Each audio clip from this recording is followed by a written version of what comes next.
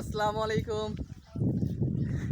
আমি চলে আসছি আজকে হঠাৎ করে, এই যে বউ নিয়ে আসতে চলে আসছি মাঝার দেয়ারে।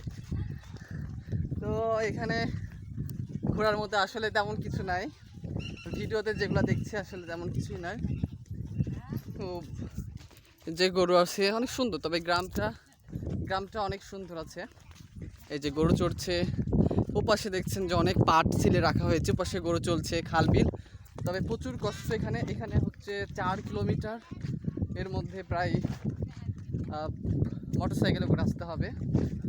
আর তারপরে এই যে এখানে একটা খাল, ও পাশে অনেক বড় একটা নদী আছে, ওখানে আবার নৌকাতে আবার 10 টাকা ভাড়া নেবে। তারপরে আপনারা এই গ্রামটাতে চলে আসবেন। এই যে গ্রামে সহজ সরল একটা জীবন, অনেক সুন্দর, যে দেখতে পাচ্ছেন। তবে এখানে এসে একটা জিনিস ভালো লাগছে, প্রচুর বাতাস আছে আর অনেক অনেক ভালো লাগছে। যদি একটু কষ্ট আছে, দেখতে পাচ্ছেন এই যে।